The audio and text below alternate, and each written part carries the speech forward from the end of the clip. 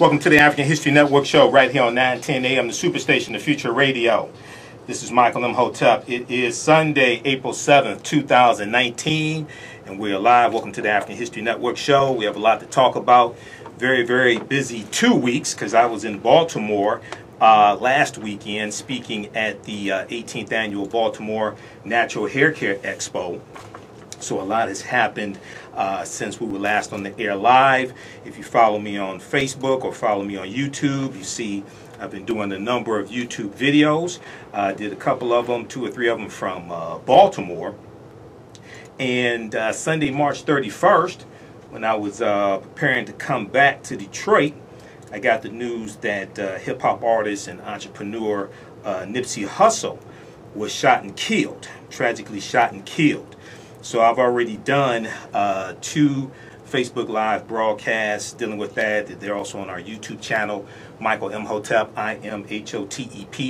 So check those out on YouTube. And you know, there's been more information that has come out. So I've done a number of Facebook Live broadcasts. Did one tonight on a different topic as well. So on tonight's show, we'll deal with a few different topics. We'll talk about Nipsey Hussle's life was changed when he went to Africa. He empowered his community through real estate, economic empowerment, and entrepreneurship and STEM. Okay, so we'll talk some about that.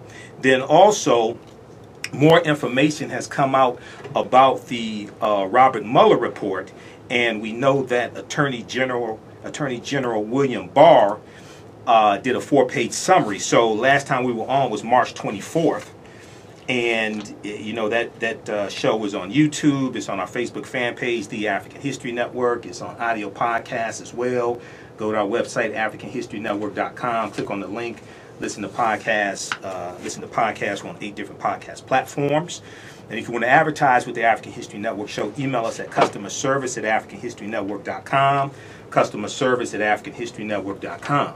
So when we were on last time, I talked about how I broke down the 4-page summary that Attorney General William Barr did of the Robert Mueller report, and I dealt with the problems in that summary. Okay, and now it has come out that you have some members of the Robert Mueller team, some of the investigators on the Robert Mueller team, who are saying that they are unhappy with the way that Attorney General Robert Mueller is characterizing the Mueller report.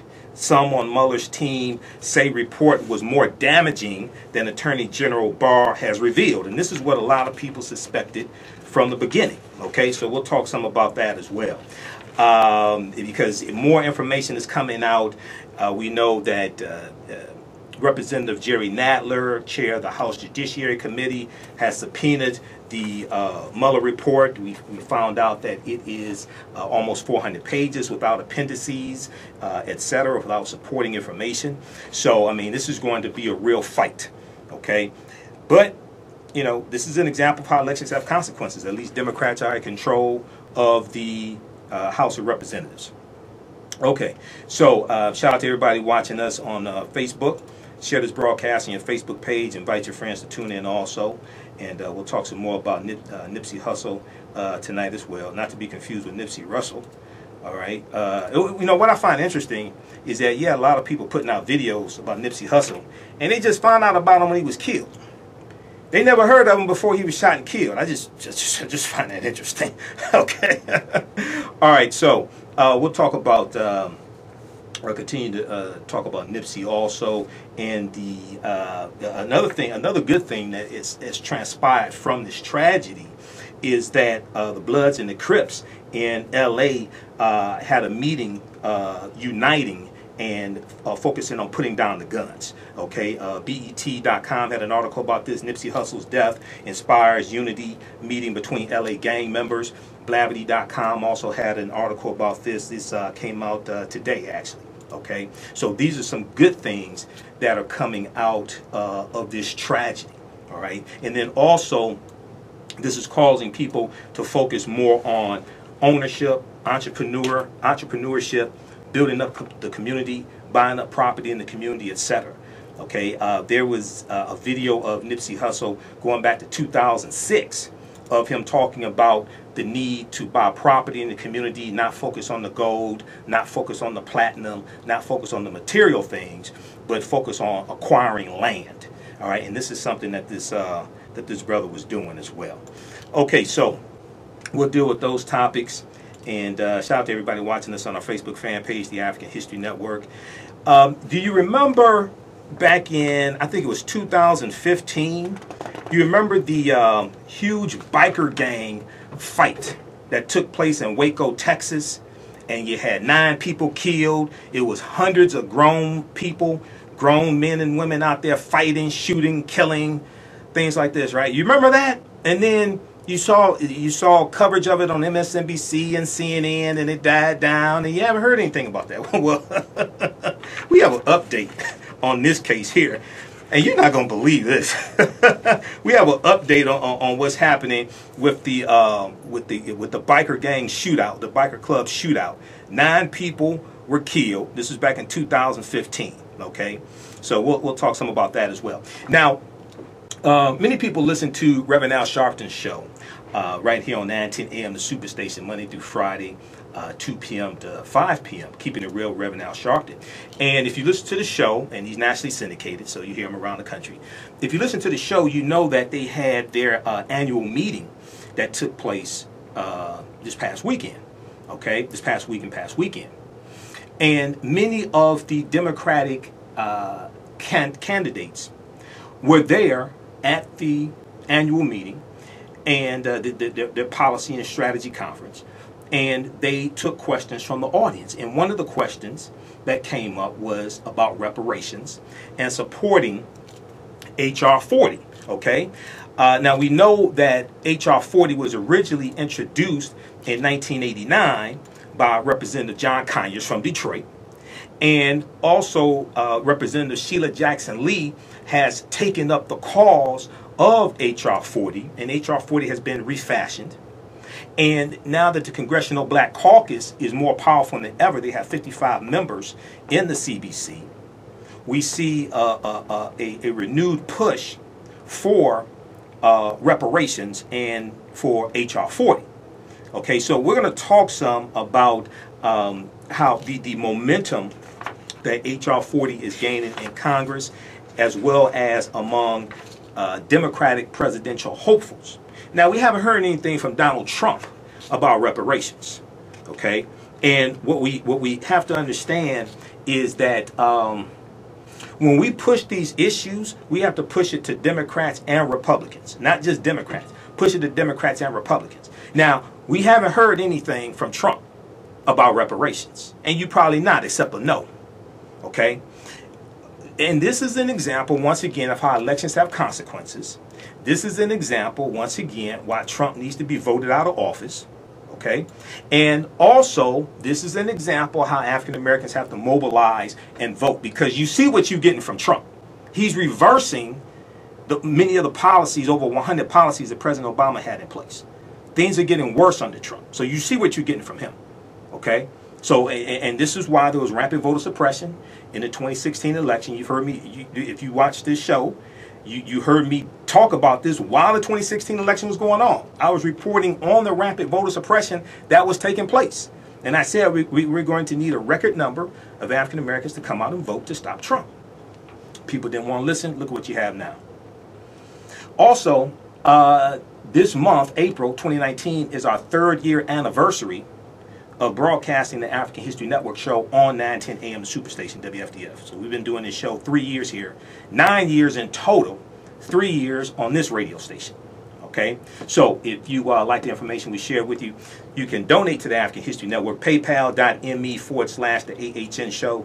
PayPal.me/the AHN show. That helps us to keep doing the research, finance the show, stay on the air, pay the bills, etc. PayPal.me/the AHN show. Or you can go to AfricanHistoryNetwork.com, AfricanHistoryNetwork.com. Click on the yellow donate button. Okay. Now somebody on Facebook, Robert, said HR 40 is not enough. Nobody said it was enough. HR 40 is a huge start. You got people that don't even want to acknowledge the transatlantic slave trade existed. You have people who don't want to acknowledge the connection between conditions today and 246 years of slavery, which maldistributed wealth, power, and resources into the hands of the dominant white society. So nobody said HR 40 is enough, okay? But it's a huge start. All right, now, and if you look at what happened, and I posted an article earlier today dealing with Florida, and April 26th in Florida is going to be, was it Confederate Memorial Day or some crazy thing like that in Florida, okay? Now, we know Florida is a Republican state, a long history of racism and white supremacy in Florida. But as I explained to people, and I talked about this in one of my videos, I've done so many this past week, I can't remember which one I talked about it in.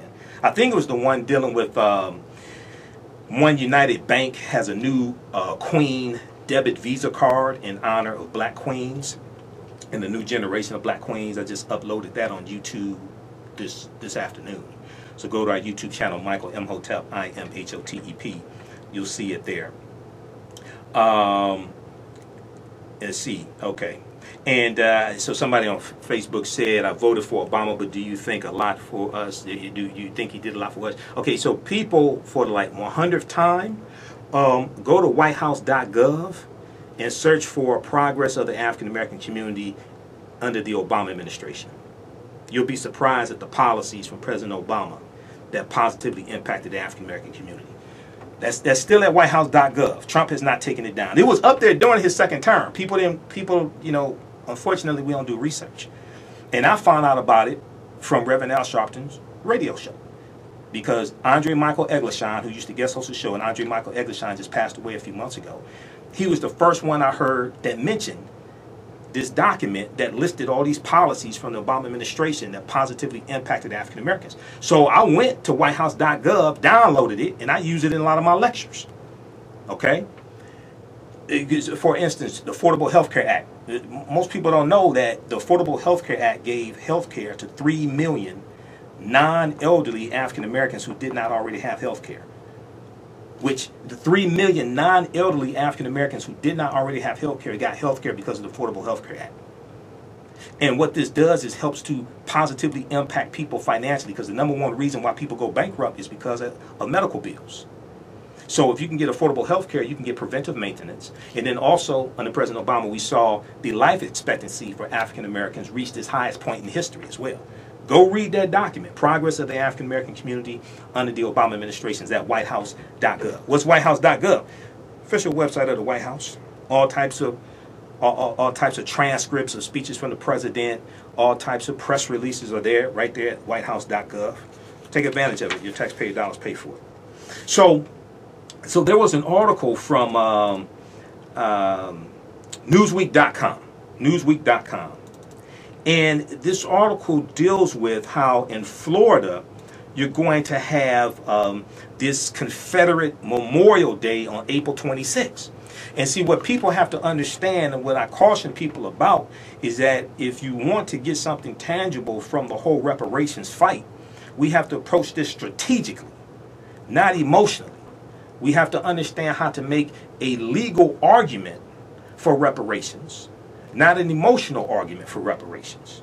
And making a legal argument goes beyond YouTube videos and documentaries. It actually deals with digging into the history, understanding law, and making a legal argument. But at the same time, you're going to have a massive history lesson for America, because most Americans are ignorant of history. And this is a huge, huge problem. Okay?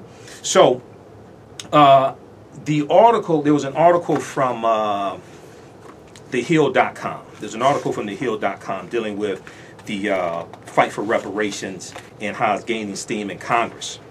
And what I did was, I saw it on thehill.com's Facebook page. So what I did was, because it's a white publication, and it's a good article, I looked at some of the comments that were there. Most of the comments were from white people. And these are some of the most ignorant ass comments you ever want to see. You can tell they have no understanding of history. And one of the ways that you can tell they don't understand history is that a lot of them think the Confederate flag that was on the Dukes of Hazzard car the General Lee, they think that's the Confederate flag. That's the Confederate battle flag of Northern Virginia under General Robert E. Lee's army. There were 3 flags that flew over the Confederate States of America from 1861 to 1865. That flag was not one of them. So when you understand the fight for reparations has to pass through Congress based upon Article 1 of the U.S. Constitution that most people haven't read, because most people haven't read the Constitution or don't understand it. Donald Trump is one of them. It's not going to come from an executive order from the president, because that's a violation of Article 1 of the U.S. Constitution that gives the power of the purse strings to Congress. When you understand that it has to get 218 votes in the House of Representatives and 60 votes most likely in the U.S. Senate, then you understand the uphill battle that we have to engage in. And America needs a massive history lesson. You listen to 910 AM Superstation Future Radio. This is Michael Imhotep. We'll be back in a few minutes. Welcome back to the African History Network show right here on 910 AM, the Superstation of Future Radio. Hey, I'm your host, Brother Michael Imhotep. It is Sunday, April 7th, 2019, and we are live. Hope everybody's doing well. We're back from the commercial break. All right, so we have a jam-packed show tonight. So on the African History Network show, we focus on educating, empowering, and inspiring people of African descent throughout the diaspora and around the world, because right now it's correct wrong behavior. What you do for yourself, what you do to yourself, and what you allow other people to do to you and get away with is based upon what you think about yourself. What you think about yourself is based upon what you have been taught about yourself. What you've been taught about yourself is based upon everything you've read, heard, and seen about yourself. So when you control the radius of a man's thoughts, you can control the circumference of his actions, because the mind can't do or teach what it doesn't know. Now, we deal with a number of different topics here on the show. We deal with current events and history and politics, education, economic empowerment, love, sex, health issues, and much, much more. Sign up for our email newsletter. Text the word KEMET, K-E-M-E-T, to 22828. Sign up for our email newsletter. Text the word KEMET, K-E-M-E-T, to 22828 to sign up for our email newsletter. Also go to our website, AfricanHistoryNetwork.com, AfricanHistoryNetwork.com. All right, so we're celebrating the 3rd year anniversary of us broadcasting the African History Network show right here on 910 AM the Superstation. We've been in this time slot for 3 years. And you can donate to the African History Network, paypal.me/the AHN show, paypal.me/the AHN show, okay? All right, so before we jump in and deal with and talk about Nipsey Hussle and talk some about his legacy, give you a little background information on him, and talk about how Nipsey Hussle going to Eritrea, which is the homeland of his father, because he was half Eritrean and half African American, how that changed his life when he went to Eritrea for 3 months back in 2004. Let's go to the phone lines. Let's get some of these calls quickly here. Let's go to Chris, line 1. Hey, Chris, welcome to the African History Network show. Tell us where you're calling from. Is that Chris? Is that Spree? Okay, what's your name? Esprit. Esprit. Okay, it says Chris here. I'm sorry. Go ahead. Tell us where you're calling from.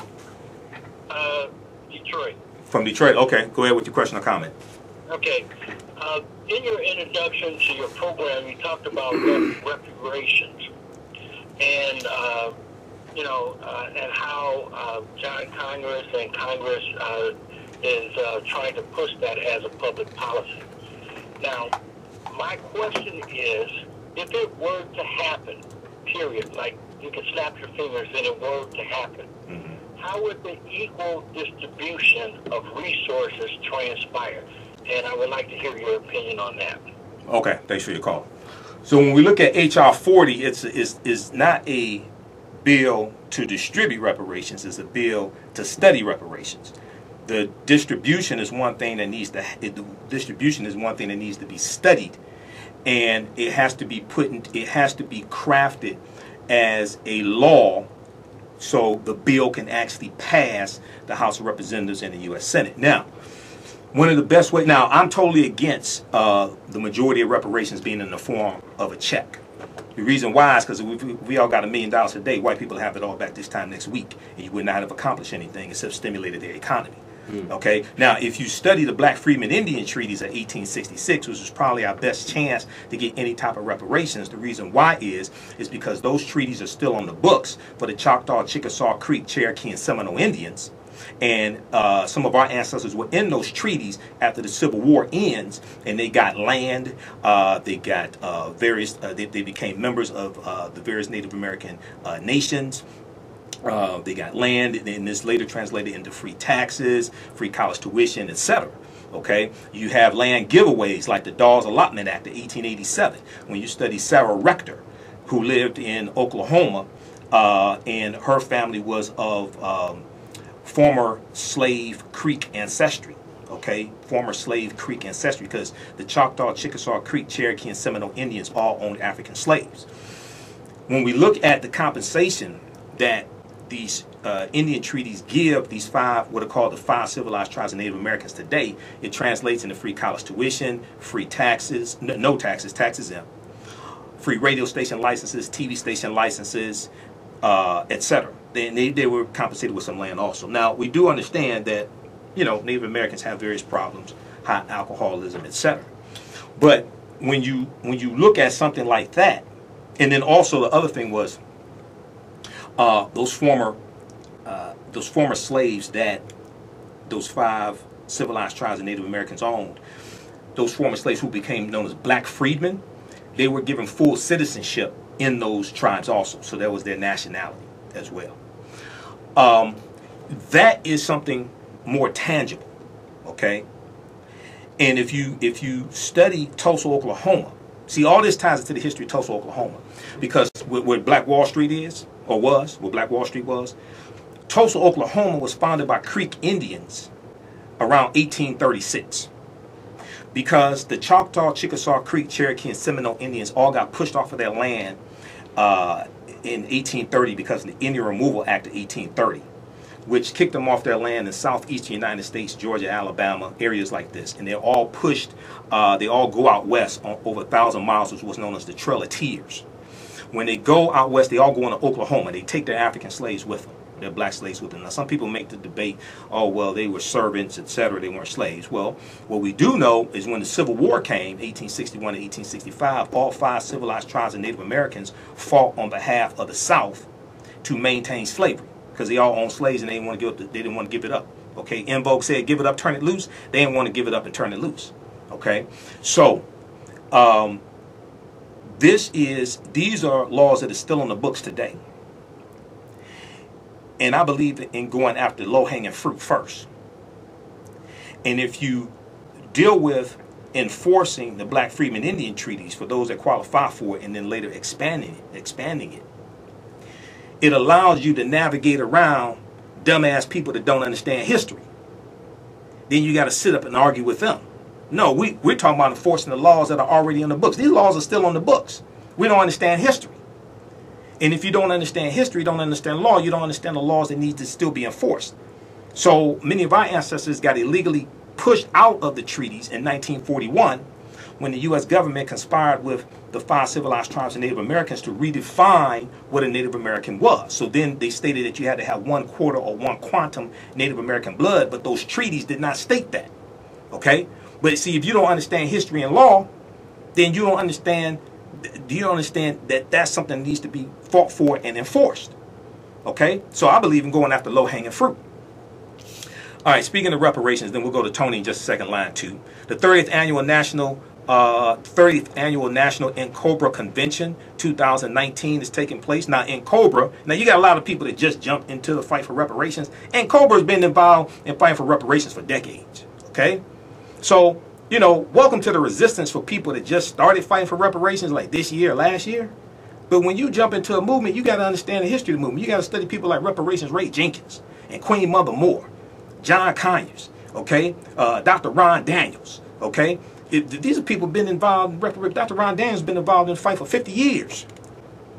Okay, so you can't just jump in a movement thinking you invented the movement. All right, you can't just jump in the movement thinking you invented the movement. You have to go study the people who came before you. So, 400 years of terror, a debt still owed. This is taking us. So this is the 30th Annual National NCOBRA Convention 2019. This is taking place at Timbuktu Academy of Science and Technology, located at 10800 East Canfield Street in Detroit, 10800 East Canfield Street in Detroit, Michigan, 48214 is the zip code if you need that. It's taking place Thursday, June 20th through Sunday, June 23rd, 2019. Okay? For more information, call the local contact is 313-399-8797. 313-399-8797. National contact 202-643-1460. 202-643-1460. Yours truly would definitely be there. Visit their website, incobraonline.org. NCOBRA online.org. incobraonline.org for more information. All right. Okay, let's go back to the phone lines. Let's go to Tony, line 2. Welcome to the African History Network show. Tony, thanks for holding. Tell us where you're calling from. Detroit, West Side. Thanks for taking my call. Yeah, go ahead. I appreciate you breaking it down as far as the Native American treaties. That's deep, and that's something that we need to study and focus and research. And Dr. Claude Anderson is one who's been fighting to enforce those treaties for years also. He sued the U.S. government. But it has to be a massive movement. It can't just be him and a few people. It has to be a massive movement to push this. Go ahead.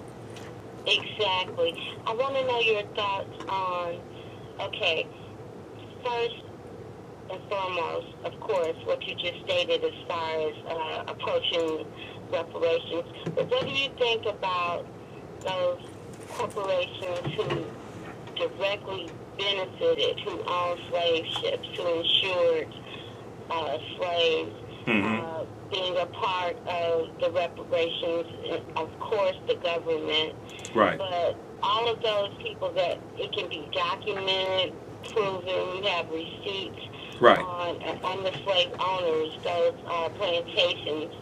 I mean, do you think that has credibility on a legal status level?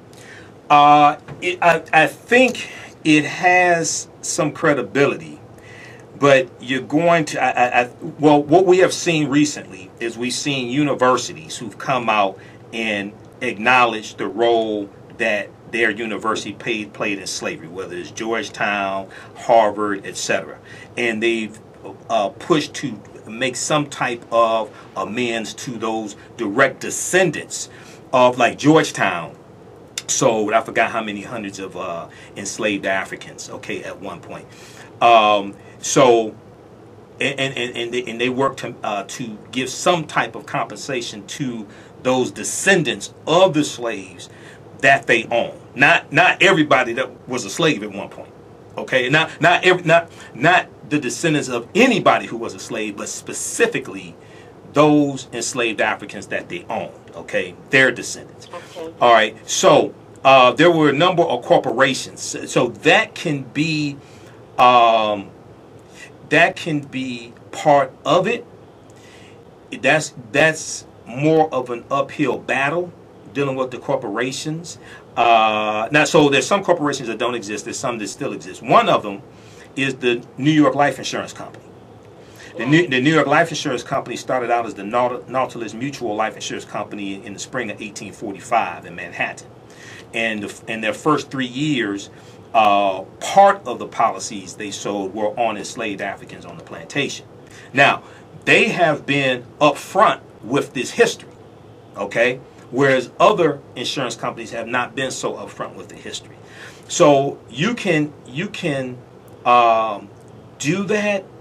It's more of an uphill battle because you are, if you have corporations that want to be upfront and acknowledge it and make amends, that's something you can do.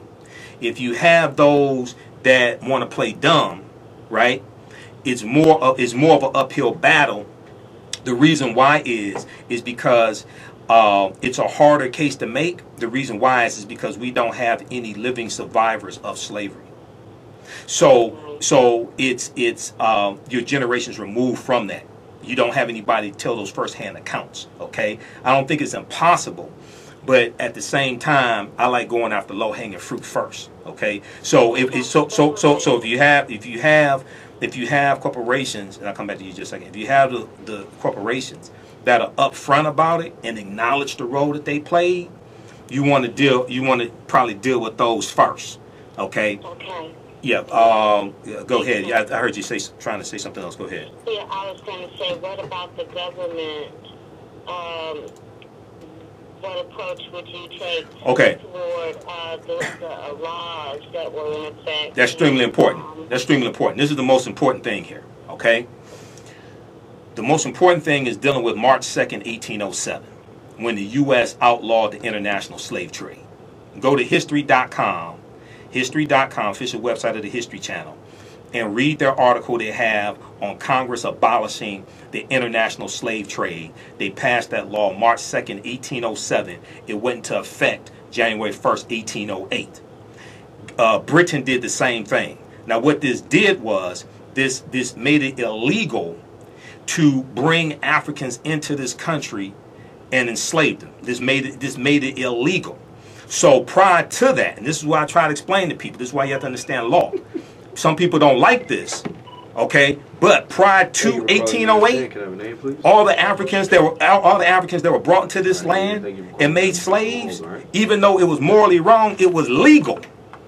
It was legal. So hold on just a second. We got to understand legal arguments. See, this is the difference between doing a YouTube video about reparations and actually getting the law passed. The law is based upon law. It ain't based upon emotion. Prior to 1808, go read the laws. It was all legal. So you're going to have an uphill battle trying to get compensation for something that was legal. It was wrong. It was morally wrong, but it was legal. We're not going to the court of morality.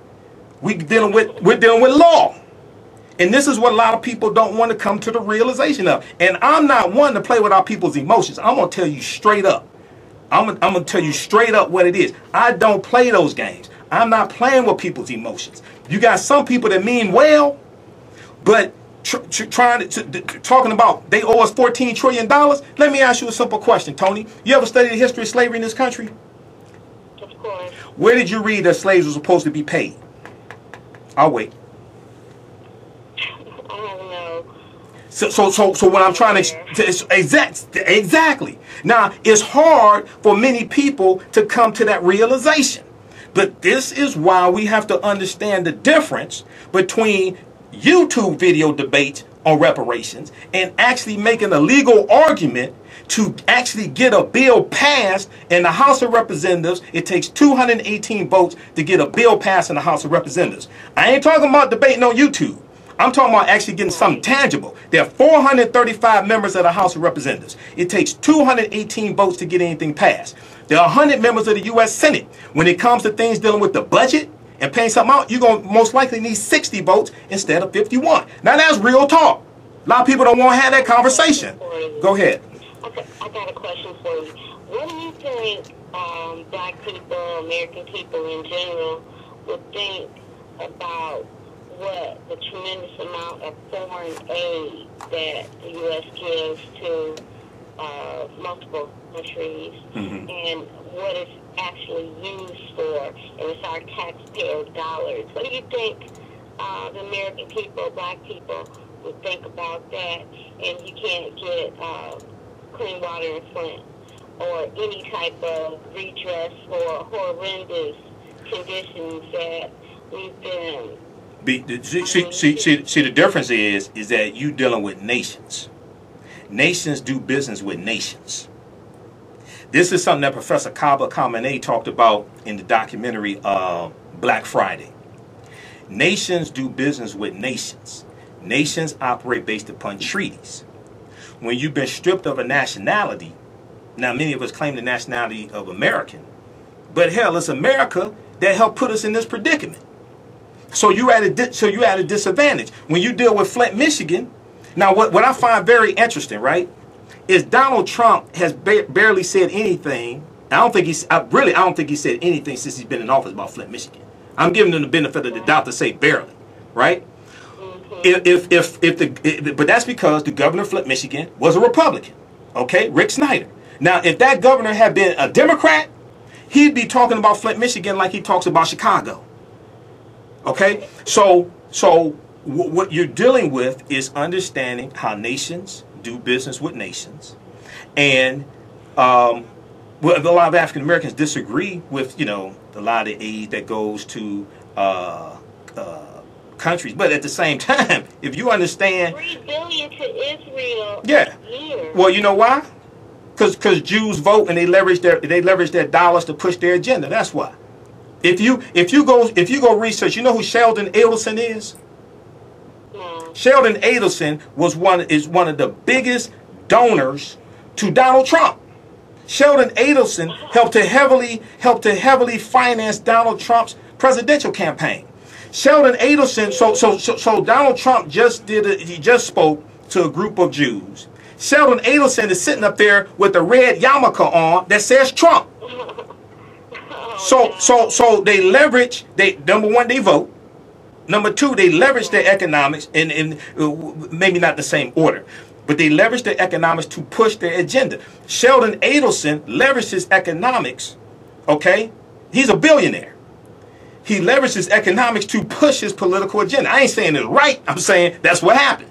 Okay. Now at the same time, African Americans had the votes to stop Trump. We didn't realize in 2016. Most of us don't realize it now. We invented math, but we don't understand math. We invented math, but we don't understand math. We don't understand. Wait a second. There was 16.4 million African Americans registered to vote in 2016. 59.6% voted. That was a 7 percentage point drop from 2012, when 66.6% of African Americans who were registered to vote voted. Donald Trump won Michigan, Wisconsin, and Pennsylvania by 78,000 votes. If African Americans in Michigan, Wisconsin, and Pennsylvania voted at the same level in 2016 that they voted in 2012, Trump would not be president right now. We had the votes to stop Trump. People talking about the Electoral College but can't explain to you how the Electoral College works. They weren't dealing with the rampant voter suppression that was taking place in 2016 to suppress the vote in key battleground states. This is what I was reporting on in 2016 on my national radio show, the Michael Imhotep show, and on this station as well. Go ahead, and then I got to get to Aiden. I was just going to say, there were vote swapping just for the hell of it with millennials to manipulate the vote as well. It was a whole lot of documentaries about that. Vote swapping. What do you mean by vote? What do you mean by vote swapping? Oh, okay, so I don't care if Hillary or whoever wins my candidate. Check your email. So I will swap you to vote. Yeah, I got it. If you don't vote for this one, and I'll tell you I'll vote for this one. I mean, I don't understand. Give me an example. What do you mean? I'm not familiar with vote swapping. Okay, so it's a documentary. It was on PBS. It was real interesting. What's the name of the documentary? So, oh my God! See, this just popped up. Who was in it? Was Greg Palast? Was investigative reporter Greg Palast in the documentary? I don't remember. I can't. Okay, because he put out a documentary called "The Best." He put out a documentary called, I think it's "The Best Democracy Money Can Buy." Investigative reporter Greg Palast, and Joanne Reed has interviewed him before a few times on AM Joy. But go ahead. On PBS. Uh-huh. So you know what? I'll look it up because I don't really like putting stuff out there. Right. It just popped up in my head when we were talking about manipulation and votes. All right. Well, Google it and call me back. Google it and call me back. All right. All right. Thanks, Tony. Okay. All right. Okay, thanks. Okay. Let's go to Aiden, line 1. Aiden, welcome to the African History Network show. Tell us where you're calling from. Thanks for holding. Okay, go ahead, man. Thanks for holding. I'd like to make a prediction based on history itself. Okay. Because of the type of cognitive mindset that we're dealing with, they, our adversaries, our enemies, if they decide, not what we want, what we claim we should get, that if they decide to give us anything or pay us anything, they will definitely make sure that it is a benefit of theirs. By them knowing the hunger we have in this day and time, they may give us a little something, and we're going to have the masses of our culture, just take it. And after that, that discussion will never ever be upheld again. Now, if anything, we can beat them through just their Bible itself. It all depends on who will do the speaking. But this is what I predict. Okay. Whatever they give us is going to be what they decide, not what we figured out. Okay. All right. Thanks for calling. All right. Okay. That's why we have to be smarter than that, and not fall for the okie doke. Okay. Let's see here. All right. So let's talk about Nipsey Hussle for a few minutes, and then we'll continue this on the other side of the break as well, and then we'll go back to the phone lines. Calling numbers 313-778-7600. 313-778-7600 is the call-in number if you have a question or comment. Okay, so a lot of people called in. The topic of reparations was going to be one of the topics in the second hour, but people called in. They want to talk about that in the first hour. Okay, so we'll move some things around. All right. So Nipsey Hussle was shot and killed Sunday, March 31st, and I was on my way back from Baltimore, preparing to come back from Baltimore, and I got the news. I saw an article from thegrio.com and got the news. Now, NBCnews.com, there were a number, I've read probably 50 articles dealing with Nipsey. We posted a lot of them on our Facebook fan page, the African History Network. NBCnews.com has a really good article. Nipsey Hussle's commitment was to his LA neighborhood where he had big plans. Nipsey Hussle's commitment was to his LA neighborhood where he had big plans, okay? And one of the things they talk about here, and I did 2 videos dealing with this. Go to our YouTube channel, Michael Imhotep, IMHOTEP on YouTube. And you can watch the videos I did. But back in 2006, Nipsey Hussle was at Russell Simmons' Get Your Money Right Summit. And we know Russell Simmons, brother to Rev Run of Run DMC. And Nipsey Hussle spoke plainly about leaving behind the material things synonymous with hip-hop lifestyle, the diamonds, the flashy cars, to secure the financial future of his family and people in his community as well. And we know that in 2004 he went to Eritrea, the homeland of his father.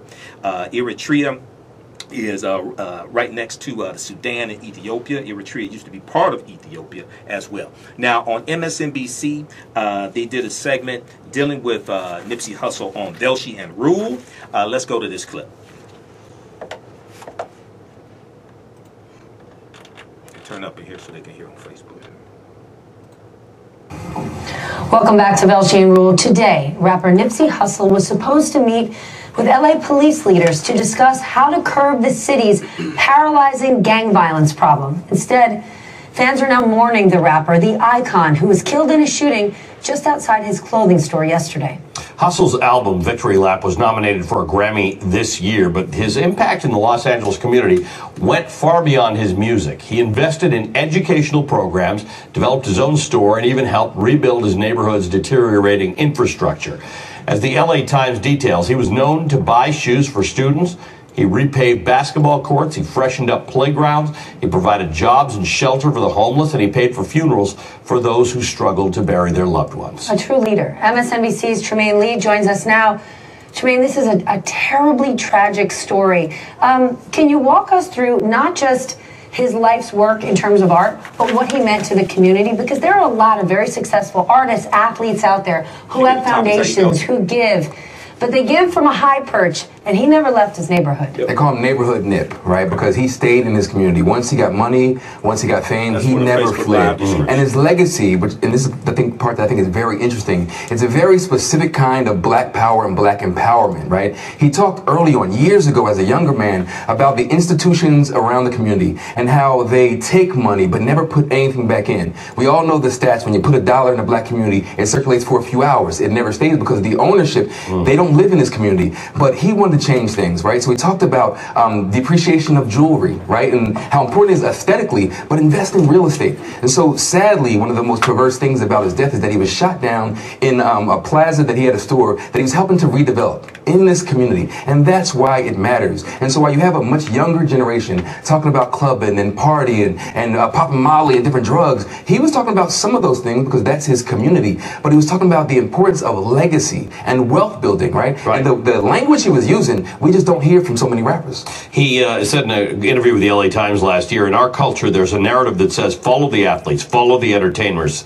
And that's cool, but there should be something that says follow Elon Musk, follow Zuckerberg. I think that with me being influential as an artist and young and coming from the inner city, it makes sense for me to be one of the people that's waving that flag. I think we actually have the sound of him actually talking about the importance of STEM education, something he never had the opportunity to have. Watch this. We recently opened up an inner city co-work space in the vein of WeWork for local entrepreneurs. You know what I mean? And we got I think 8 entrepreneurs that all have products in the tech space that are in the building with us.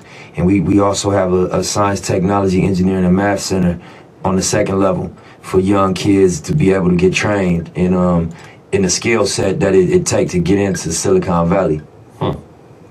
What's amazing is that he was able to provide for his community in a way without having to be oppressed by the white gaze. He has his tattoos, he has his beard, he has his jewelry. I am from the community, but I am giving back. And what's the white gaze? The white gaze, you're concerned about how white people are viewing you.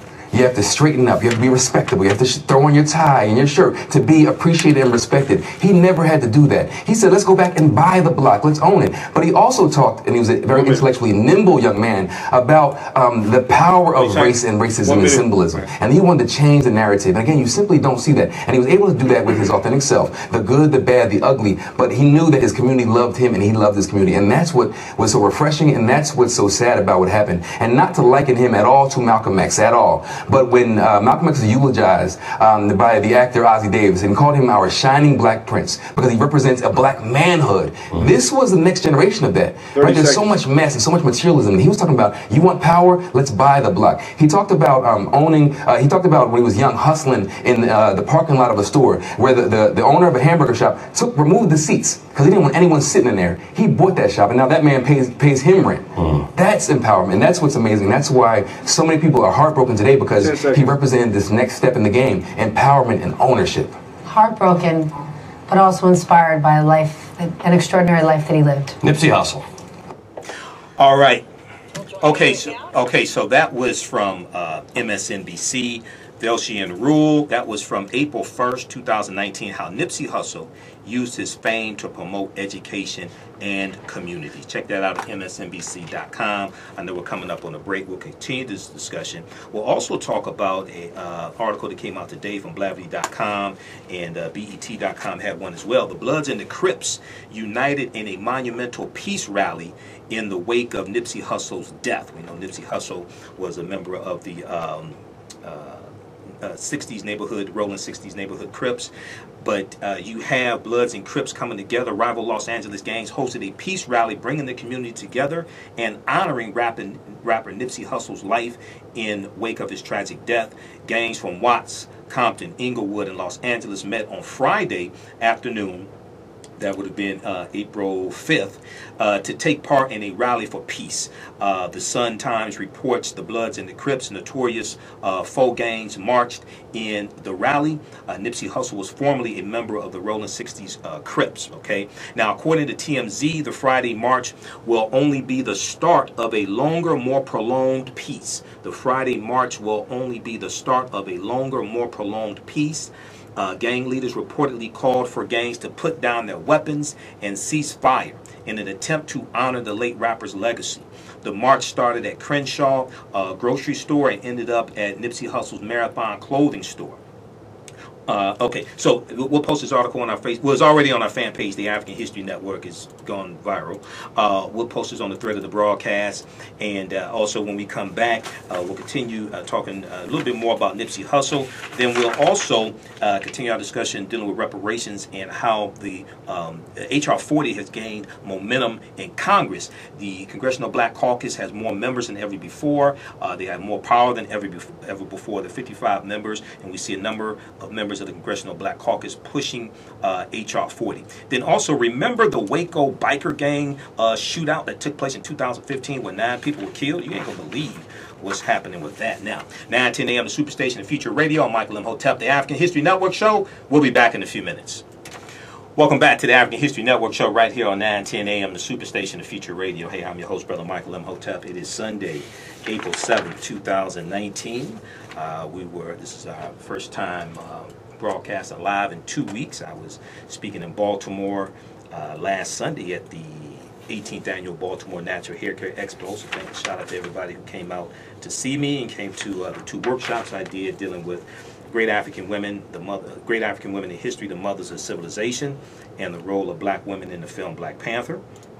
Okay, and then this past week I've been doing a number of videos trying to get caught up on some topics.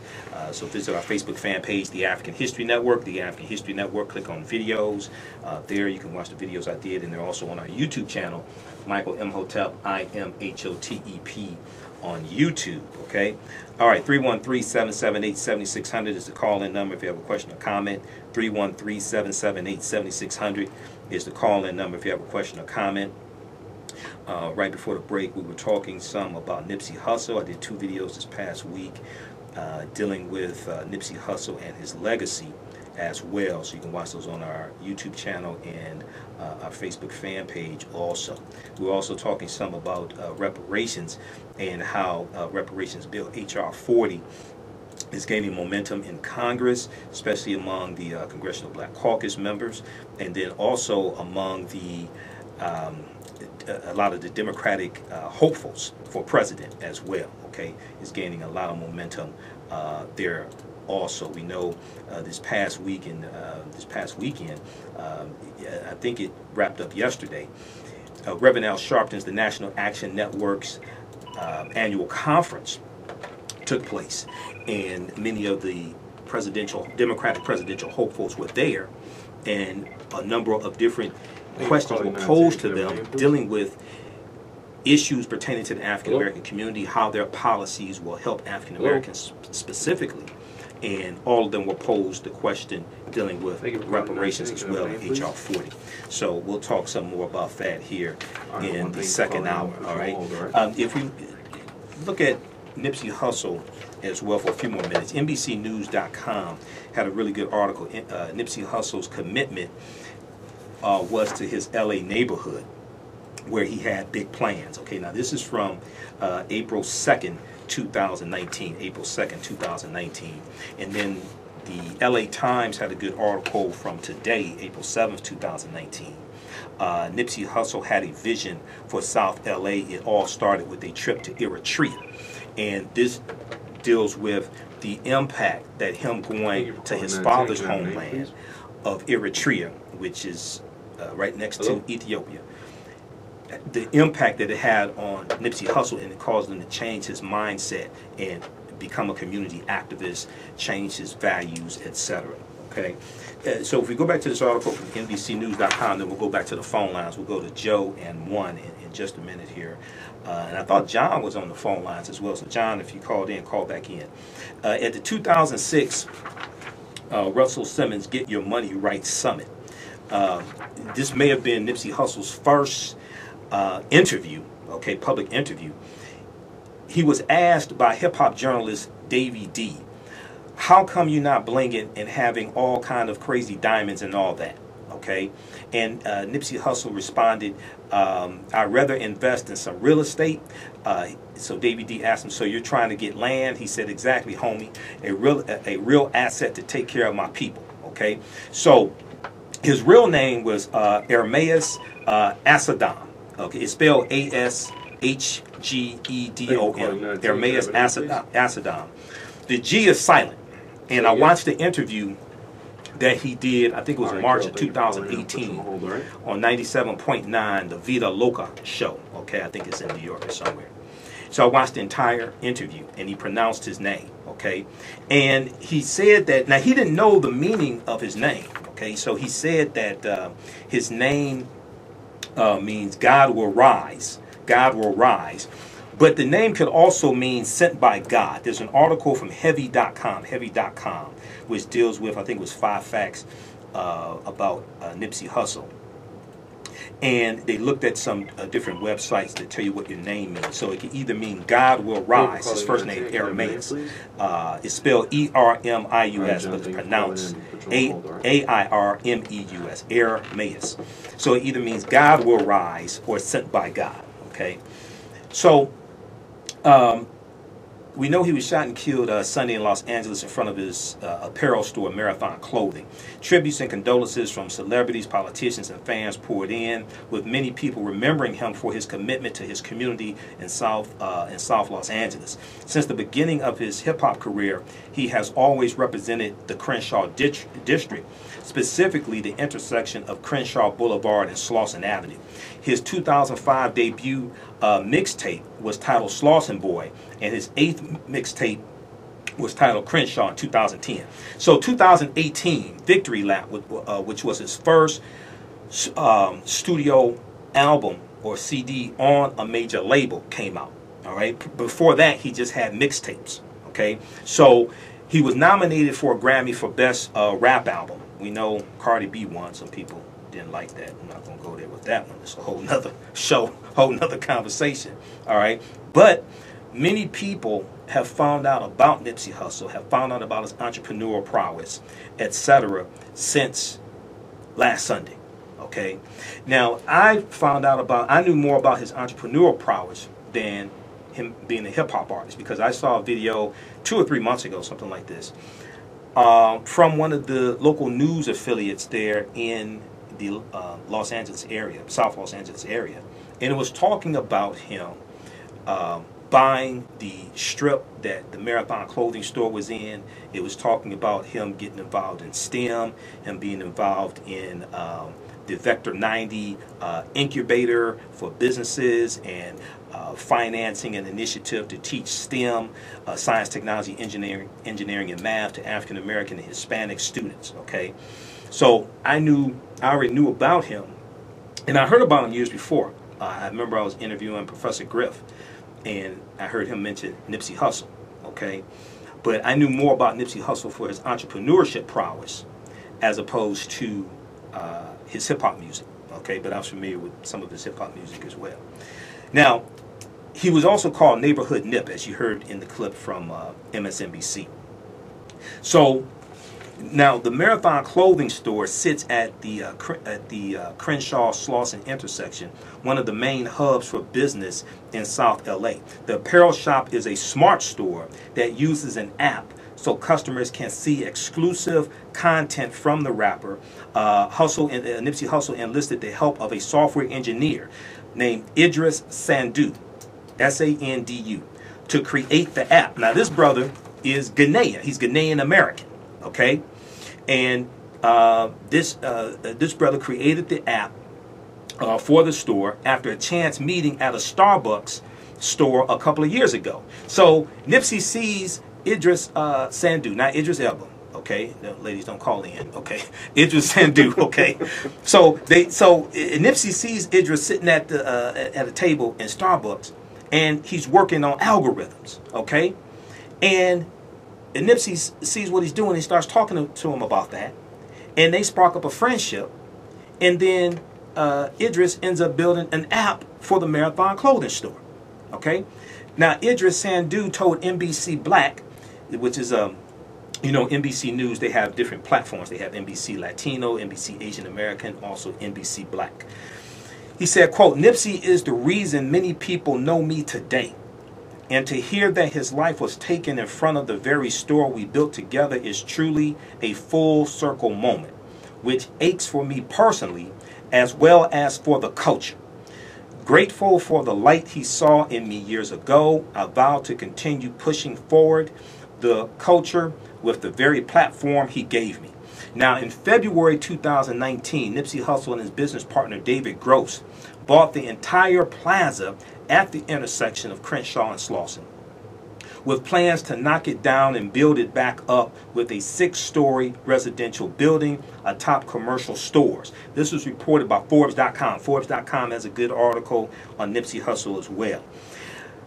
David Gross is also founder and CEO of Vector 90, V-E-C-T-O-R, Vector 90, a co-working space and STEM incubator for young people to gain training, professional development, and other tools to build their own businesses, So this is the type of investment that Nipsey was making in his community. He still lived in the community as well. He didn't move out to the Hamptons.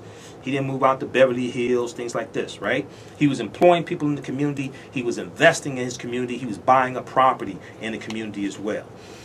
Okay, so David Gross, also founder and CEO of Vector 90, a co-working space and STEM, science, technology, engineering, and math incubator for young people to gain training, professional development, and other tools to build their own businesses. So Nipsey Hussle invested in Vector 90 and has long had an interest in technology and hope to help bridge the gap between African American and Hispanic children in his community and technology entrepreneurs and CEOs in Silicon Valley. Nipsey Hussle owns several other businesses in the area, including a fat burger restaurant, a barbershop, and a seafood market. He had invested in the 59th Street Elementary School, giving shoes to all of the students and renovating its basketball courts and playground. Los Angeles Times had some good articles on him as well over the past few days. And there was one of the articles that I read talked about how, I'm not sure if it's in this one or another one, because I read so many over the past few days. But he didn't, when he wanted to get into hip hop, he didn't have the money to pay for engineers and things like this, right? So he learned how to use the software for recording, and he bought parts, and he built a computer. He built his own computer as well. Okay, so because he talked about how because of lack of finances, it caused him to be resourceful, and he tapped into that African genius, right? And he used that to engage in technology. Okay, so I mean, this was a brilliant brother. Okay, let's go to the phone lines. Let's go to Joe. Let's go to Joe, line 4. Hey, Joe, welcome to the African History Network show. Thanks for holding. Tell us where you're calling from. I'm calling from Metro Detroit, and I just want to say, brother, I like listening to your show. Oh, thanks, man. Because you always research what you're talking about. Oh, thank you. And you never let nobody come in without giving you a source of information they're speaking about, which is good. Yes. Because you always have to know where it comes from. Right. And if it can be authenticated. Right. I just want to say I'm glad that you operate that way. Oh, thanks. Because I know for myself, a lot of stuff I should have read. Yes. But I don't read that I should read concerning this reparation. Yes. There's a lot of information I should have read and most people haven't read. Mm-hmm. That's why they can't speak intelligent about it. Right. But you can speak intelligent about it. And you was telling somebody that slaves don't get paid. So it ain't like we got a straight out check for $100 million. So what I was saying, just to clarify for people just tune in, what I was saying was when you go study the history of the laws in this country, it was legal to enslave, it wasn't right, but it was legal to enslave people and not pay them. Okay? So this is why I ask people, and I ask people this question. I've asked more than one person this question. Where did you read that enslaved Africans in the U.S. were supposed to be paid? Now, I'm not saying they should have been paid, but it was legal to enslave them for their entire life and not pay them. So this is why when we move from a YouTube video approach to reparations to actual law to get something enforced, we have to understand how to make a legal argument.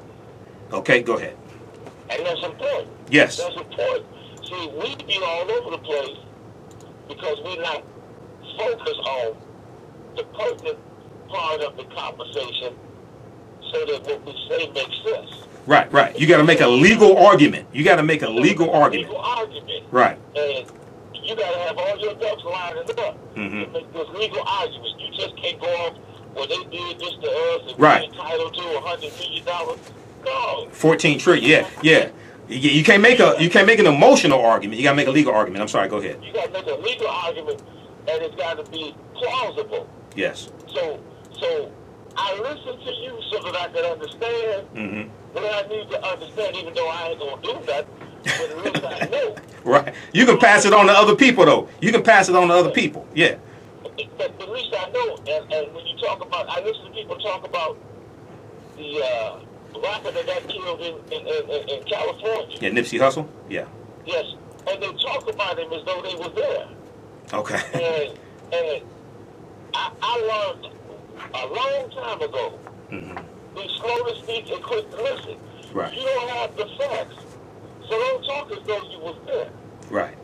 I do know that if I was a person that had the kind of money and that had turned my life around in the way that I understand he turned his life around, it was a great thing that he was trying to do in his community. But, you know, you have to really think about going back into a community where you came from once you made it, because a lot of us have an issue with jealousy. We smile in your face. But a lot of us, we don't like your success. And that's sad. Right, right. We have to be very careful what we do, trying to help the very people. I seen something where somebody was two people was on a chair. And like one person was trying to help the other person. And while he was trying to help them, he was kicking him off the chair. Right, right. Now, we have to be very careful about helping people and trying to do good, but we're supposed to do it, and we got to do it. We can't be afraid of us and none of that. I'm just saying, you know, it's a tragedy. That's all I can say about it. And it's something that we deal with in the world today, but I just, you know, I take my hat off to a brother that turned his life around. Because I had a prison ministry, and I watched brothers that was in that cage. Right. And they come out here and they turn their life around. There's a lot of work involved.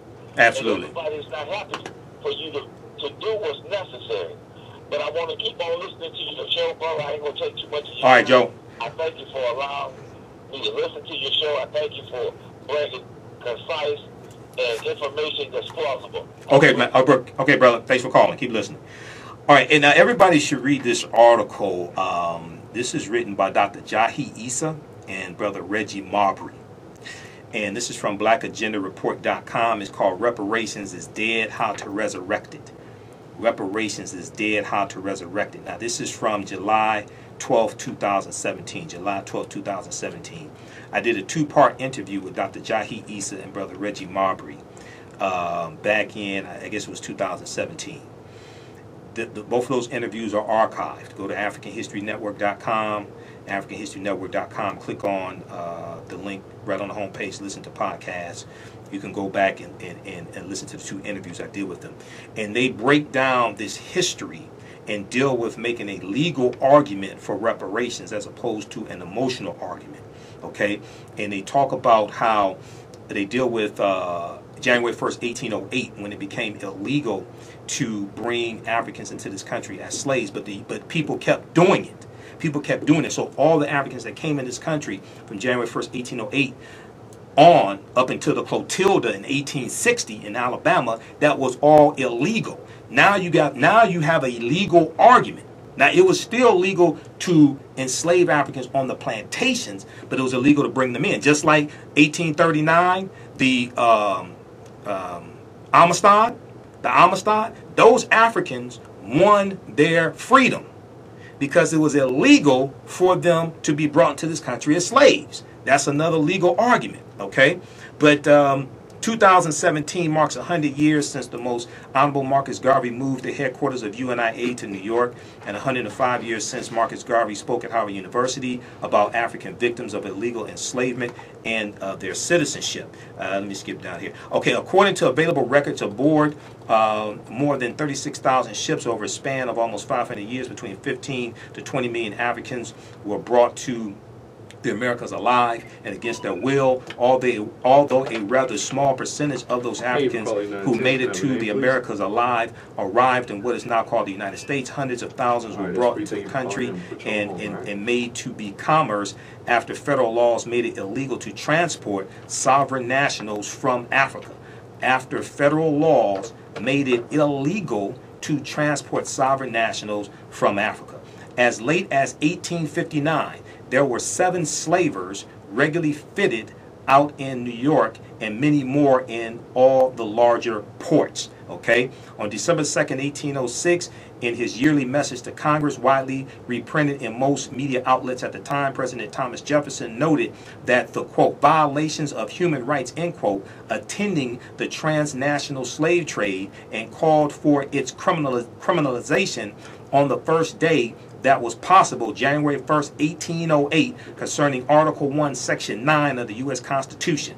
Read this article. This deals with making a legal argument for reparations, not an emotional argument. Okay, blackagendareport.com. Name of the article is Reparations is Dead, How to Resurrect It. Dr. Jahi Issa and Reggie Mabry. You listen to 910 AM, the Superstation, WFDF, and Michael Imhotep, the African History Network Show. We'll be back in a few minutes. Welcome back to the African History Network Show right here on 910 AM, the Superstation, the Future Radio. Hey, I'm your host, Brother Michael Imhotep. It is Sunday, April 7th, 2019. We have the phone lines lit up, 313-778-7600. 313-778-7600 is the call-in number. If you have a question or comment, we'll go back to the phone lines in just a minute here. But people were asking about this on Facebook, so let me give you the name of this article once again, okay? Because, see, other people aren't talking about this. This is one of the few places you're going to get this type of information. This article came out a year and a half ago. Reparations is Dead, How to Resurrect It. July 12, 2017, from blackagendareport.com. Just Google that. Google the name of the article. Reparations is Dead, How to Resurrect It. It's written by Dr. Jahi Issa. Dr. Jahi Issa is a professor of Africana Studies. I forgot which college.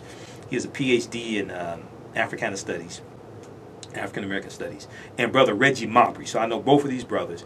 I did a 2-part interview with them back in 2017 about this topic. We went deep into it. You can listen to the interview go to AfricanHistoryNetwork.com, our website, AfricanHistoryNetwork.com. And right on the home page, click on the link, listen to podcasts. Now, we have over 900 podcasts of shows and interviews going back to 2010, okay? And just search for Jahi Issa, Jahi Issa, or just search for reparations. It'll come up. Okay. All right. And if you like this type of information, you want to donate to the African History Network, PayPal.me, PayPal.me/the AHN Show, or on PayPal, just send it to the AHN Show at gmail.com. Stands for African History Network. The AHN Show at gmail.com. Or go to our website, AfricanHistoryNetwork.com. On the home page, click on the yellow donate button. Okay? So I'm going to share some more of this article with you very quickly here. All right, so as late as 1859, now 1859 is 2 years before the Civil War starts. Civil War starts April 12, 1861. As late as 1859, there were 7 slavers regularly fitted out in New York, and many more in all the larger ports. On December 2nd, 1806, in his yearly message to Congress, widely reprinted in most media outlets at the time, President Thomas Jefferson noted that the, quote, violations of human rights, end quote, attending the transnational slave trade, and called for its criminalization on the first day that was possible, January 1st, 1808, concerning Article 1, Section 9 of the U.S. Constitution. There was in 1787, when the Constitution was drafted and debated on, there was a 20-year clause in the Constitution that stated that they will outlaw the importation of Africans as slaves after 20 years. So March 2nd, 1807, the Congress passes that law. It goes into effect January 1st, 1808. This is why you got to read the U.S. Constitution, people. I'm trying to explain to people, you have to understand how to make a legal argument. Because I'm hearing a whole lot of BS on Facebook and YouTube, and none of it is dealing with a legal argument. Okay? And one thing I don't do is lie to our people. I'm just keeping it real. I don't engage in that emotionalism. Okay? We got to be straightforward and not play with our people's emotions. A lot of people mean well, have good hearts, but you got to understand how to make a legal argument as opposed to a moral or emotional argument. We know slavery was morally wrong, but it was legal. So how do you get legal redress, okay, when it was legal to enslave Africans and not pay them? Okay, so it's not like, I'm not sure how much you really studied about history, but it's not like there was a slave union that represented the enslaved Africans, and they negotiated wages with the slave masters. The slave masters agreed to pay wages. Then Friday, the first of the month came on Friday, and the slave masters refused to pay wages for 246 years. That's not what happened. It was legal to enslave them for their entire life and not pay them. So how do you make a legal argument? Okay, so read this article from history.com. Official website of the History Channel. 1807, Congress abolishes the African slave trade. This ties right into what I was talking about before the break. This ties right into the article from Dr. Jahi Issa and Brother Reggie Marbury. You got to understand history and you have to understand law.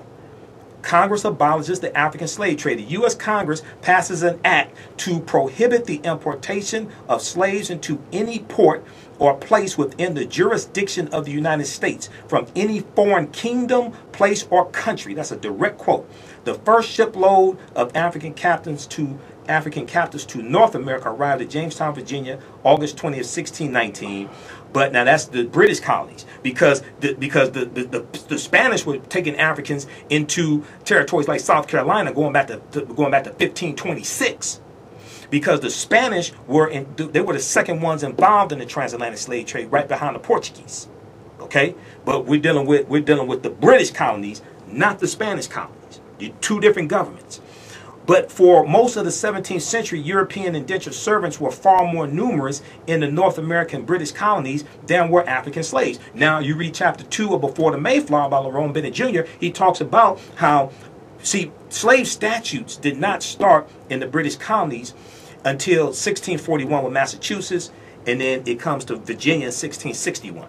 Prior to that, even though you have it evolving prior to the slave statute starting, you're going to have a number of Africans who were in the status of indentured servants.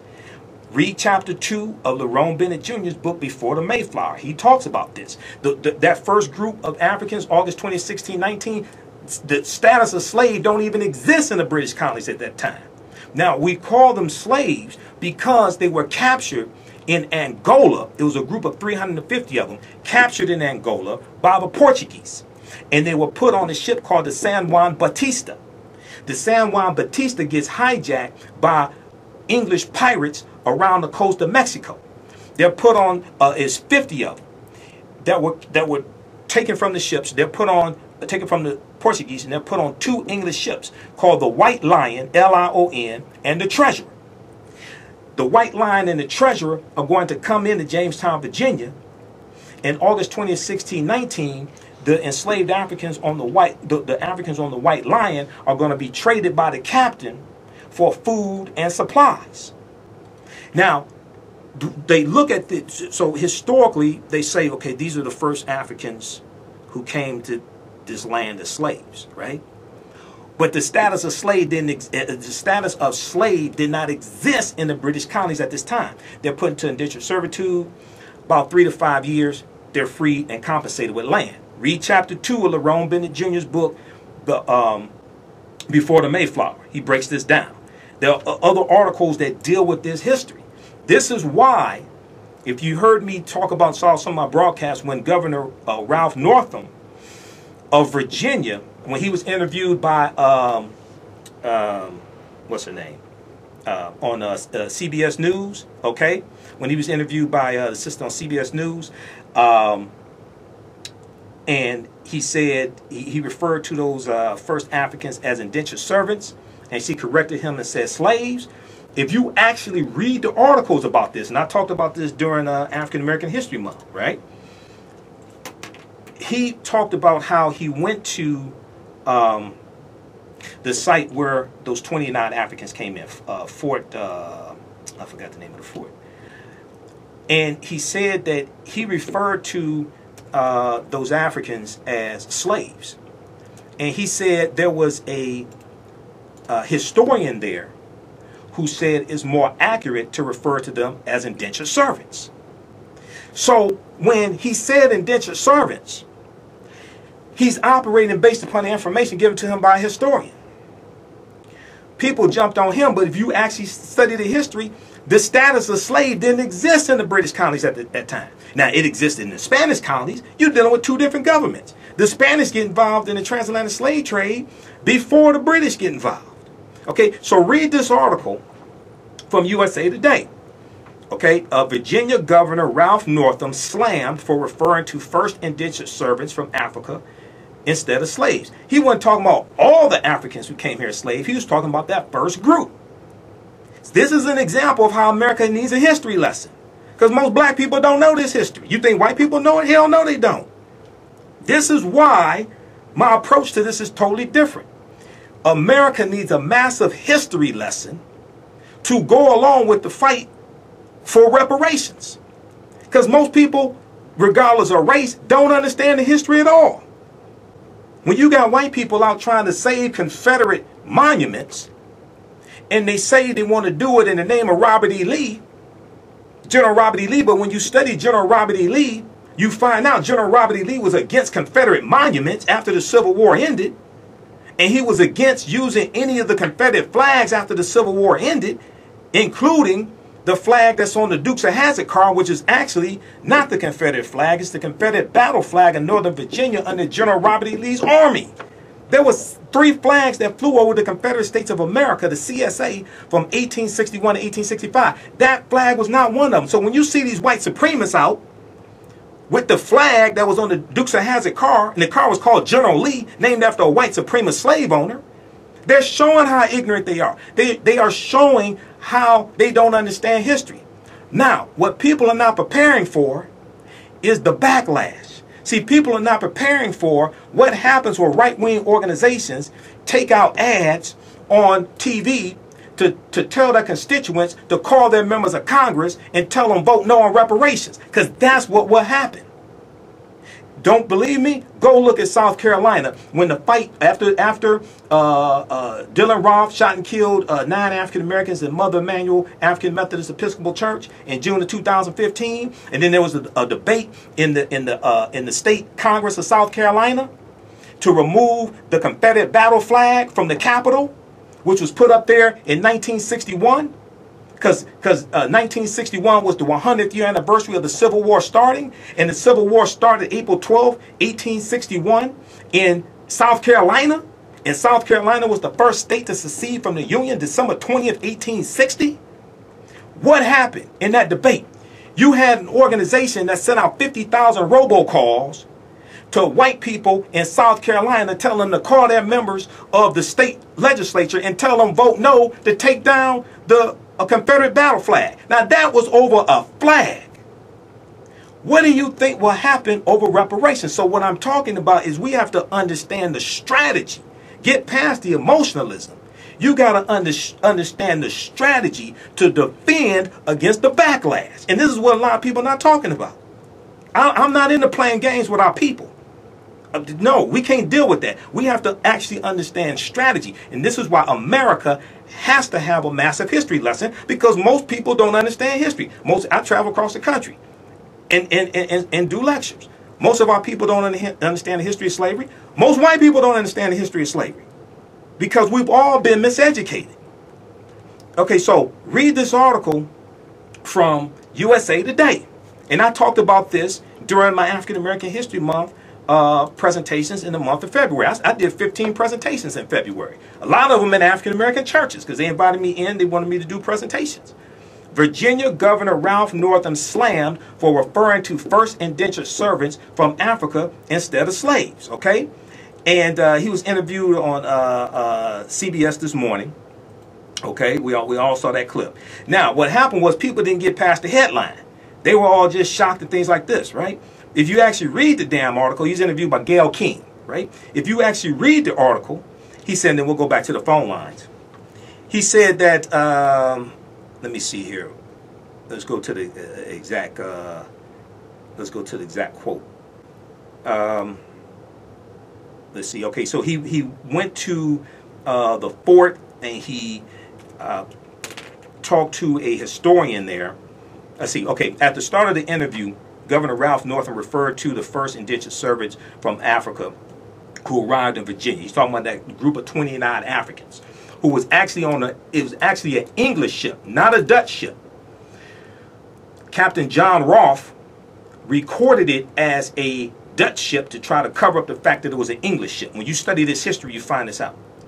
And he faces backlash from critics accusing him of minimizing historic horrors with a euphemism for slavery. Okay? And let's see. So he was interviewed by Gayle King, and let's skip down here. Okay? Let's go to what his response was, because this is what people didn't talk about in the headlines. Okay? Others defended and said he was correct about the status of Africans who arrived in Virginia in 1619. Okay? Let's see here. Okay, so the actual status of the first African captives brought to Virginia is still debated by historians. About 20 African captives arrived at Port Comfort in 1619, what will become Virginia. They were taken from their villages in present-day Angola, forced onto Portuguese slave ships, then stolen by English pirates.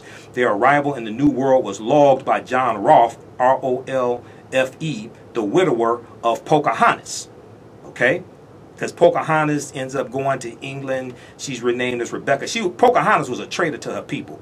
If you haven't figured this out, you go study Pocahontas. She was a traitor to her people. I'm just telling you. I don't care who don't like it. I'm telling you the truth. She was a traitor to her people. She chose this European over her own people. Quote, they had indentured people in Virginia, and some people may have seen Africans just like they saw other indentured people. Let me see, where is the actual quote? It's in here. Okay, Northam, here it is. Governor Northam explained that he recently visited Fort Monroe, the site where those first Africans arrived, and was corrected by a historian after he referred to them as quote-unquote enslaved. A historian advised me that the use of indentured was more historically accurate. Not for all Africans coming to this country. That first group of 20 and odd in 1619. Hell, this is before slave statutes even start in Massachusetts. They ain't start in Massachusetts until 1641. That's after the court case of John Punch of 1640 in the colony of Virginia. And then there's a court case in 1655 of John Kaser. You got to study those court cases that lead to these laws being put in place. This is what I'm saying. We don't understand history.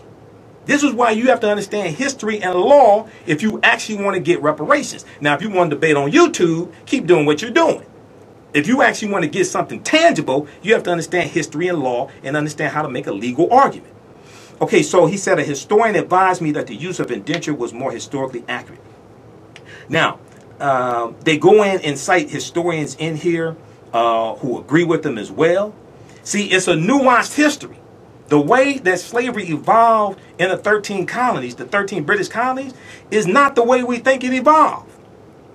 Read chapter 2 of Before the Mayflower by Lerone Bennett Jr. because he breaks down this nuanced history there. Okay, so we'll post this link here on the thread of the broadcast as well on Facebook. Once again, it's an article from USA Today. There's some other articles. We'll post some other articles later tonight because I went through, you have to go look at our YouTube channel, Michael Imhotep, and look at the videos I did surrounding Governor Northam because I dealt with all this history there and I broke this down. I even called in the Reverend Al Sharpton's radio show February 13th, 2019, tried to explain it to him. And, you know, it didn't work. Even though I'm citing sources and providing evidence, he didn't quite understand what I was talking about. Okay, so maybe next time. All right, let's go back to the phone lines. Let's go to one on line 2. Hey, one, welcome to the African History Network show. Thanks for holding. Thanks for calling. Tell us where you're calling from. I'm calling from Detroit. Okay, Detroit. Go ahead, brother. Yeah, thank you. Peace, brother. Hey, peace. Thank you. That's my man was in the math sector, like synonymous, you know. Yes. God's earth. Good as here, brother. I want to touch on something real quick. Go ahead. Slavery took all of that. Spookism. That's what we suffer from. Spookism. We're scared of everything. Okay. Guns in America. Hold on, real quick. Guns in America. And laws. Those are 3 things that you really got to understand, guys. 1 billion guns in this country. How many guns? In this country is scared to death of guns. How many guns in this country? 1 billion. Okay, well, where'd you get that information from? Because the information I see from Scientific American says there's 300 million guns in this country. Half of the guns are owned by 3% of the population. I'm a big cross-reference, right? I do several researches. Okay. What source are you citing? What source are you citing that says there are 1 billion guns in this country? I can forward that information to you. I don't have it right in my hand. Okay, go ahead. I research all day as well as you. I just, okay. I don't get paid for it, but I don't get paid for this either. I don't get paid to do this show. I don't get paid to do none of this. I'm not attacking you. I just want people to understand. I don't get paid to do none of this. That's part of the problem. But go ahead. I'm not saying it like that. I donated to your cause. Oh no, I understand. But I just want you to understand. Yeah, I just want you to understand. I don't get paid to do this show. But go ahead, man. You and I are cool, but go ahead. Go ahead. I love you, brother. Yeah, go ahead. No problem. I respect what you're saying. I'm not trying to dispute what you're saying. Oh, no, I understand that. I know what I do tons of research. I sell books. Right. I make books, brother. Right. I see you, man. You just being there. Oh, absolutely. So, I don't just grab anything out the sky or Fox. I don't do that. Right. I understand. Quote a news reference also would be promoted them, and I check. I read all kind of publications. Right. I know that. Right. They're all different. Right. I know there's guns everywhere, brother. No, I agree with that. I agree with that. Right. Right. How about that? Right. And I know he's scared as heck of everything. And what I saw in Nipsey Hussle, he was not scared. He didn't have an American spookism in him. Right. That's what I saw. Right. I saw he had his father. He was 1 generation off this soil. Right. And this is what they do here. They scare the hell out of you. And if you look through history, the stronger one brought them to the fire. You know what I'm saying? Right. Yeah, you talk about laws. These people ripped up the shores and just forced something out their mouth. I hereby proclaim this by land. Oh yeah. And violated their peace treaties also. What you have in your heart and what you respect is what you want. Right. It's not no geographical area. It's in you. It's in your soul. It's not in no book or nothing. Right. See what I'm saying? It's when you tired, and when you went right there, and when you ready to stand up. Right. And they have tried it around this globe for centuries with that gun. Put that gun in the mix of everything. Right. That creates the spookism. Where did the gun come? Where did the gun come from? Then I gotta get these 2 other calls and try to get this other topic in. Where did the gun come from? Where is it at, brother? No. I'm just asking a question historically. Where did the gun come from? That came from when the Moors go into Europe. They introduced something called a fire stick. Dr. Jose Pimenta Bay talks about this. They introduced something called a fire stick. It was a long stick that fired 1 projectile. The Europeans are going to take that, and in the mid 14th century, right around 1346, they manufactured the first gun. See, all that came back to kick us in the behind, man. I'm serious. You study? Yeah. Go ahead. Yeah. They use against us, so I can't. That's what I'm getting at. Right. I understand. You need to know that. Absolutely. They have manipulated everything. Right. Man Right. How you know, right. everything. So I can't sit here and say, this person is doing that to death. You know what I'm saying? Mm-hmm. What are they doing with it today? We all gather, we all shooting at each other. Thank you for calling. Right. Talk about this what we need in our Right. life. So So let me wrap up with this, and I gotta get these other two calls. So no problem. right. Can I get a name? What they stand for, because guns and laws. So Avoid laws. right, right. Okay, call in and put you on hold, right? Research and then get mad and stand up for something right where you are. Right. You don't have to go nowhere else. I got to go to the suburbs. Right. And see, that's what Nipsey Hussle was doing. Nipsey Hussle did not move from his community. When he became big, he didn't move. He invested in his community. But when we understand the killing, in our community, that largely comes from a self-hatred. This is why the history and culture is. Right where he was, brother. Say it again. He didn't have to wait to get to move somewhere. Right. You know, that's what he did. Yeah, he started right where he was. When he came back, so when he went to Eritrea, for 3 months, it totally changed his thinking. It's like this, brother. If you downtown tomorrow in your office, and you see everything happening, you say, I'm sick of this. Stand up right there. Right. No, I agree with that. I understand. Put it in your resignation. Right. You're making change now. I understand. Right there. Don't tell the guy that you don't like, hey, bro, you're doing some effed up things for these people. Right. And I'm sick of it. Right. That's what I want to see. Okay, I got to get these other calls, man. So much. Okay, thanks for calling, Bella. Okay, I got to get these other calls, man. Let's go to John. Hey, John, welcome to the African History Network show. Thanks for holding. Tell us where you're calling from, John. I'm calling from the east side of Detroit. All right, John. Go ahead, man. Go ahead. Okay, thank you for the knowledge and information. And, yes, sir. You're exactly right. It ain't no billions, brother. It's 300 million guns left back the rest. Yeah, all the research I've seen. Yeah. But go ahead. That's the research I do.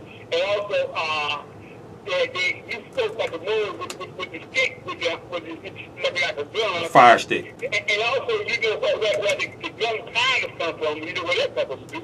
That came from China. China wants to build the gunpowder and so forth. And so forth. So I just want to thank you for the knowledge. And I'm too bad to hear about this brother out in California, but like you said, envy and jealousy sometimes play a role in a lot of this violent stuff. And I just want to ask you, you familiar with going on with Gaddafi and over there when he used to live there and all that, and the people are rising up again, and y'all want to took over some of the people. I don't know who you familiar with it and so forth. I've heard some things about it. I think his son is going to run for president. Yeah. Okay. And Bin Laden's son, they got over $2 million out on him. But he's still a food that happened to his father. That's what he will. He put out. Okay. That's what Bin Laden's son. Okay, John. All right, no problem. All right, everybody, we run out of time here. I got to do some Facebook Live broadcasts later in the week to squeeze in some of these topics we haven't been able to get to. I want to get to this topic here because this ties into reparations. Number one, if you want to donate to the African History Network, paypal.me/the AHN show, paypal.me/the AHN show. Or go to AfricanHistoryNetwork.com, click on the yellow donate button. That helps us to keep doing the research, stay on the air, pay the bills, etc. Okay, let's shift gears. Okay, so let me give you the name of this article from thehill.com. Reparations Bill wins new momentum in Congress. Reparations Bill wins new momentum in Congress. Okay, I'm going to tie this into American schools can't figure out how to teach the history of slavery. Okay, we have the clip from Pix11.com. Child traumatized by slavery lesson at Westchester School. Pull that clip up. This okay. We'll go to that in just a minute here. All right. So I've talked about this topic before. People need to download the 52-page study from the Southern Poverty Law Center called Teaching Hard History, American Slavery. Teaching Hard History, American Slavery. This study documents how the history of slavery is mistaught in our schools, and it documents how it's mistaught, and it documents how to correctly or more correctly teach the history of slavery. This ties directly into the fight for reparations, because when people don't understand history, then you get backlash over the fight for reparations. Okay, and one of the things they talk about how is when slavery is taught, the history of slavery is taught in schools, the connection between slavery, white supremacy, and racism is not made.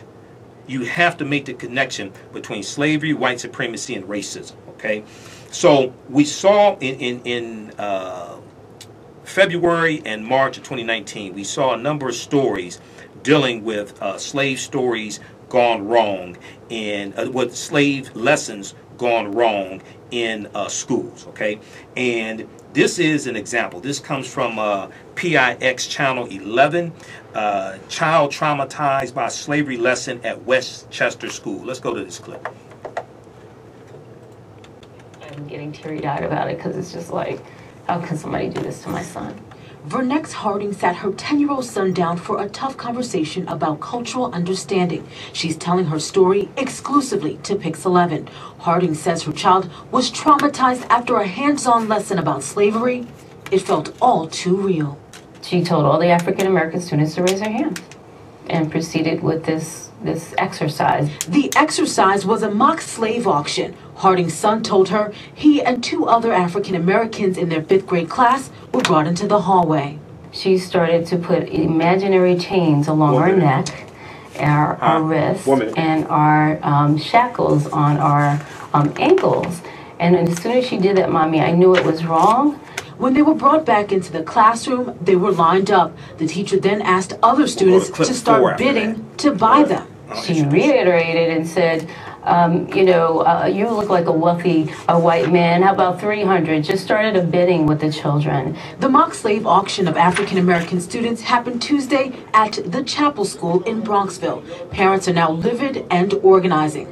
One sent us this email from the principal. He called the lesson racially insensitive and hurtful. A school investigation is now underway. For now, the social studies teacher who led the lesson has been removed from the classroom, and tonight, parents are being called to the school for emergency meetings. Our sources in the Attorney General's office tell us Letitia James is aware of the parents' concerns here, and the AG's office is now monitoring the school's response.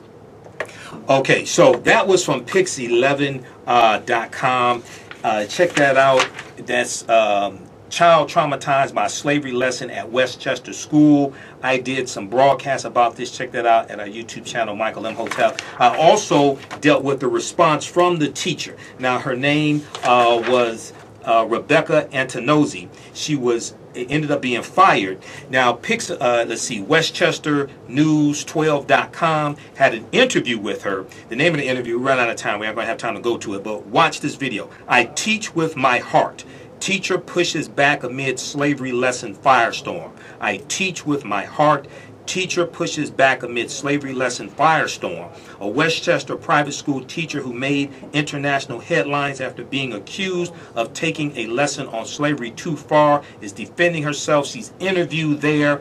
When I first heard the story, I was like, what is this? This is a white supremacist teaching our kids. But after hearing her side of the story, I realized that she was ill-equipped and ill-prepared to actually teach that lesson. This is what the 52-page study from the Southern Poverty Law Center called Teaching Hard History, American Slavery documents. Because one of the things they tell you in the study is don't do slave reenactments. It's traumatizing to the students. But if you have a school district that doesn't have that policy, if you have school districts or schools that don't download that study and give those tools to their teachers, you have things like this, right? If she had read that 52-page study, she would still have her job now. So SPLcenter.org, Teaching Hard History, American Slavery. Go watch my YouTube videos. I dealt with this. Michael Imhotep on YouTube, IMHOTEP. Go to our website, AfricanHistoryNetwork.com. Click on the YouTube banner there. You can donate to the African History Network, order our DVD lectures. I got to get out of here, make way for Pastor Mo. Sorry for the calls we couldn't get to, Carell and Chuck. Call back next Sunday.